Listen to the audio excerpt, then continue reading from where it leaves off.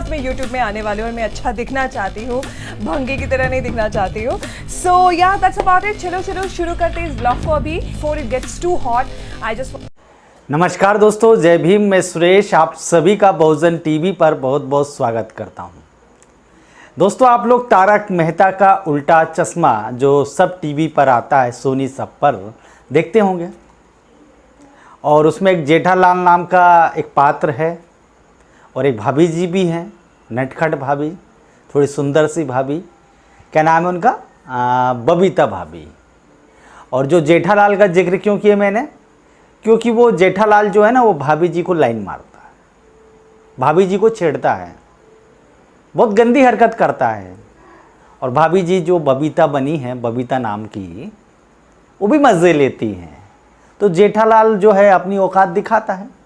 Serial में यही फूहड़ताल दिखाई जाती है और आप हंसते हैं, आप कहते हैं मनोरंजन होता है, आपको मज़ा आता है और आपको उस सीरियल के सारे कलाकार अच्छे लगते हैं। खासकर ये भाभी भी अच्छी लगती है, जिनका नाम क्या है? बबीता भाभी।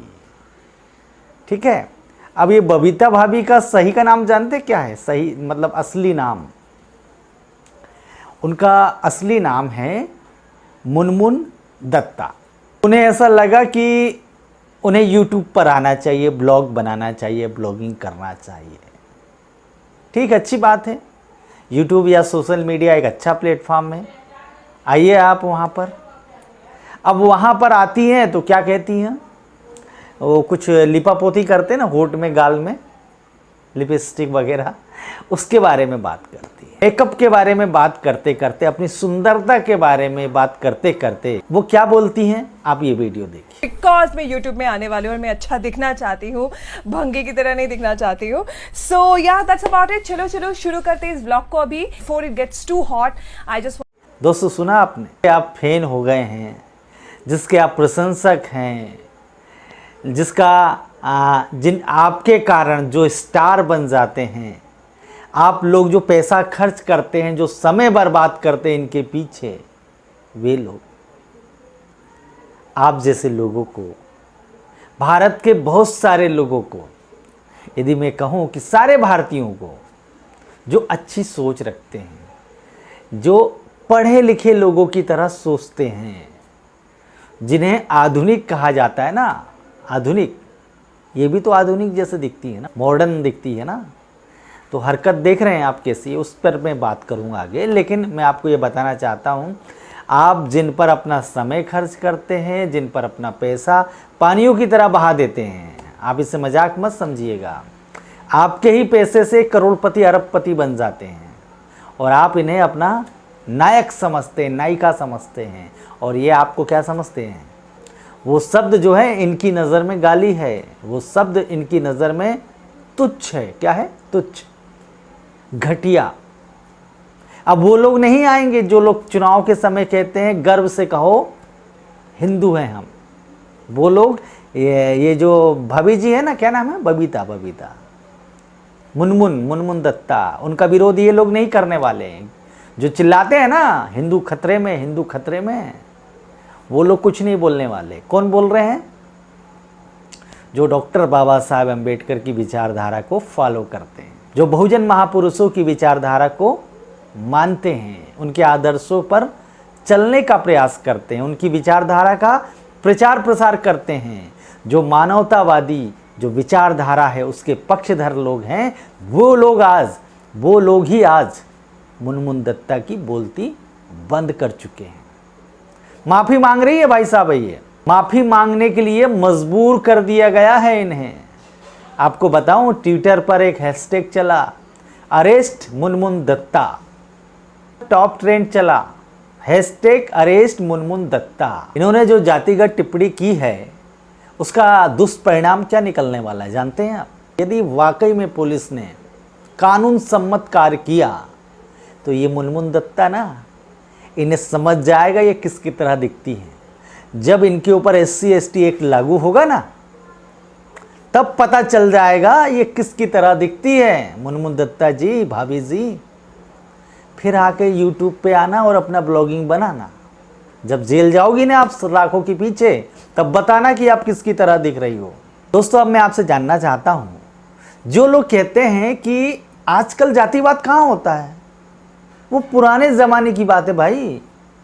वो प्राचीन भारत में जातिवाद होता था। लोग एक दूसरे को, इंसान को नीच, तुच्छ, घटिया, पशु से बदतर, इस प्रकार का जो सोचने की जो बात है ना, ये पुरानी हो गई सुरेश भाई। तो ये मॉडर्न इंडिया है, आधुनिक भारत है। आजकल ऐसा नहीं होता है। सब शिक्षित हो गए हैं। अरे सब तो एक दूसरे के साथ खाना खाते। अरे यार, यहाँ तक कि सब एक थाली में खाना खाते हैं। जो दोस्ती होती है या फ्रेंडशिप होती है ना, जाति धर्म देख के नहीं होती आजकल। पहले ऐसा होता था, अब नहीं होता है। दोस्तों, मैं बताऊं, कोई आपके साथ खाना खा रहा है, कोई आपका दोस्त बन गया है, कोई आपकी थाली में खाना खा रहा है, आपका जूठा खा रहा है, इसका मतलब उसके दिमाग में जो जातिवाद की जो गंदगी है ना, जातिवाद का जो कॉकरोच रेंगते रह रहा है ना, जो आपको दिखता नहीं है लेकिन कभी कभी इसी प्रकार से निकल जाता है। और अभी हाल ही में, अभी एक हफ्ता भी नहीं हुआ होगा, एक सीमा सिंह नाम की प्रोफेसर हैं, वो भी प्राइमरी स्कूल पढ़ाने वाली नहीं दोस्तों, आईआईटी खड़गपुर की प्रोफेसर सीमा सिंह ऑनलाइन क्लास में एससी एसटी बच्चों को गाली बकती हैं, जाति सूचक टिप्पणी करके उन्हें अपमानित करने की कोशिश करती हैं, बड़े गुस्से में आ जाती हैं, माँ बाप तक को भी गाली बक देती हैं।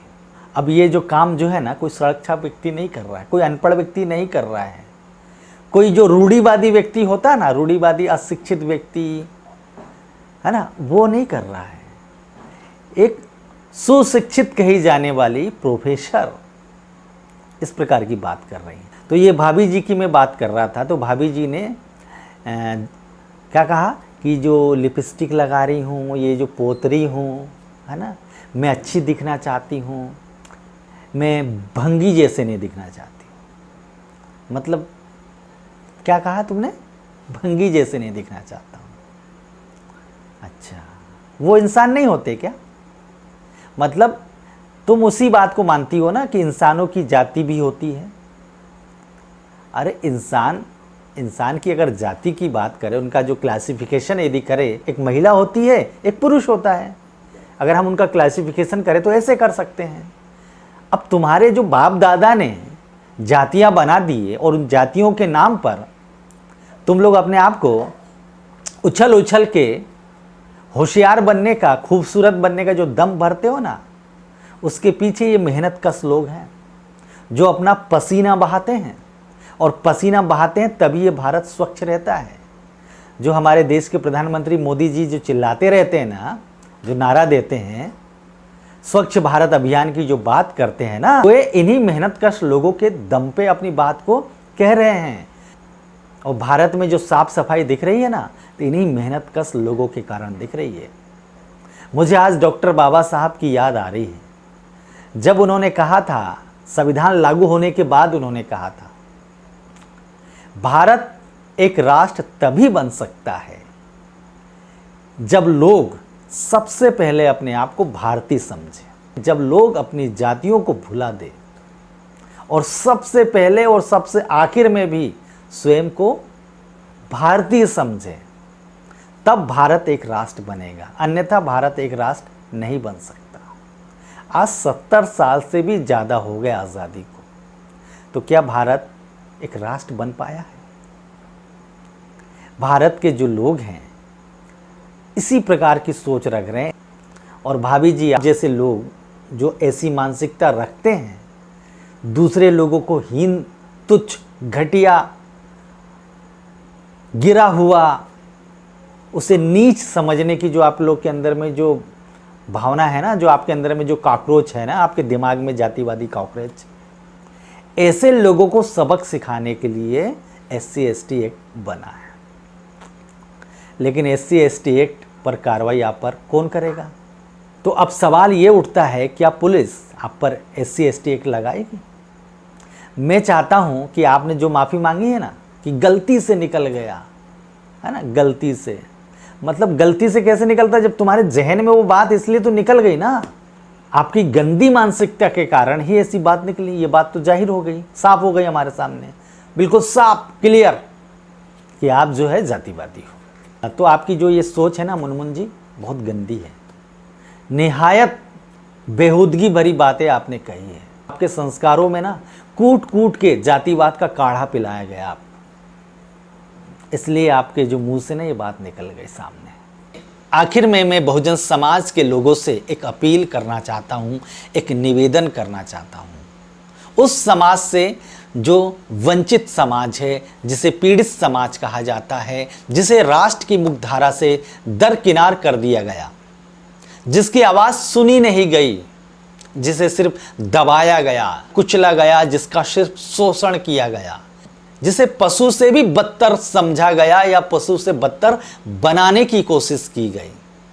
और जिन लोगों ने ये घटिया व्यवस्था, ये जातिवादी व्यवस्था जो इंसान को जानवर से बदतर बनाने के प्रयास करती है, जिन लोगों ने ये व्यवस्था बनाई, उनकी पीढ़ियां या उनकी संतानें आज भी नहीं सुधर रही है, सुधरने का नाम नहीं ले रही हैं।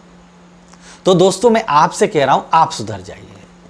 आपके सुधरने का मतलब क्या है? आप ऐसे लोगों के जो सीरियल हैं, जो फिल्में हैं, उसका बाइकआउट कीजिए। ऐसे फूहड़ता वाले जो मनोरंजन आप देखेंगे तो आपके बच्चों में आप क्या संस्कार डालने वाले हैं?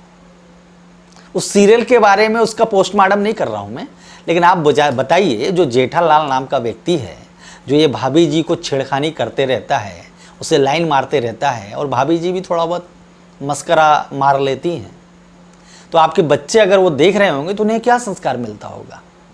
और आप घंटों उनके सीरियल देखते हैं, टीवी से चिपके रहते हैं, उससे आपको क्या मिल रहा है?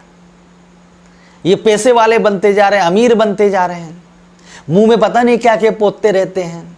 जो बेचारे मेहनत कश लोग हैं, उन पर ये भद्दी भद्दी टिप्पणी कर रहे हैं। जब विरोध बढ़ता देखते हैं तो माफी मांग लेते हैं। ये माफी मांगने वाले लोग हैं दोस्तों, माफी मांगेंगे और फिर बाद में फिर क्या कहेंगे, कोई भरोसा नहीं इनका। अब इन्हें माफ किया जाए या नहीं किया जाए, वो बात की बात है। मैं आपसे ये जानना चाहता हूं कि जब जब इस देश के अंदर में जातिवादी जो हमले होते हैं या जाति सूचक टिप्पणियों के माध्यम से किसी को अपमानित किया जाता है, या सिर्फ जाति के आधार पर किसी का शोषण किया जाता है, तो मैं आपसे ये जानना चाहता हूं, जो लोग बार बार चिल्लाते हैं ना, गर्व से कहो हम हिंदू हैं, जो बोलते हैं ना हिंदू धर्म खतरे में है, तो जब जब इस देश के अंदर में इस प्रकार की घटनाएं जाति आधार पर, जब किसी के साथ भेदभाव या उसके साथ उसका शोषण किया जाता है, उसे अपमानित करने की कोशिश होती है, और यहीं तक मामला नहीं अटकता, उसकी चमड़ी भी निकाल ली जाती है, उसकी हड्डियां तोड़ दी जाती है, उसकी जान भी ले ली जाती है, तब ये लोग कहाँ रहते हैं? आपसे मैं पूछना चाह रहा हूं, तब ये लोग कहाँ रहते हैं? आपको पुराने मामले याद नहीं होंगे, लेकिन मैं आज की बात कर रहा हूं, अभी के इस मामले की बात कर रहा हूं, ताज़ा घटनाक्रम की बात कर रहा हूं।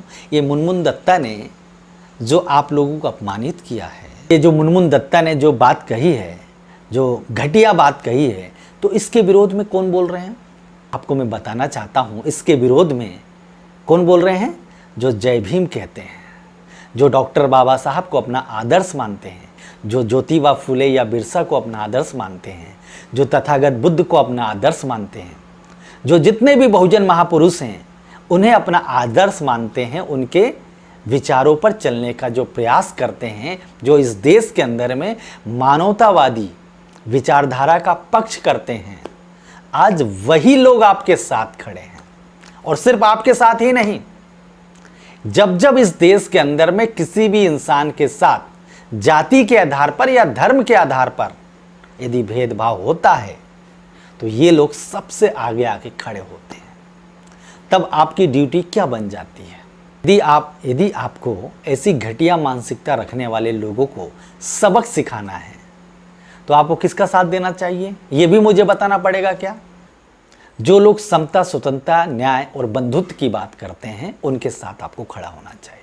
बहरहाल दोस्तों, मैं आखिर में यही कहना चाहता हूं कि ये जो मुनमुन दत्ता जी हैं, जहां तक अगर आप मुझसे पूछेंगे कि इन्होंने जो माफ़ीनामा दिया है उसका क्या किया जाना चाहिए, तो मैं बड़ा दिल करते हुए कहता हूँ कि एक बार इन्हें माफ़ कर दिया जाना चाहिए।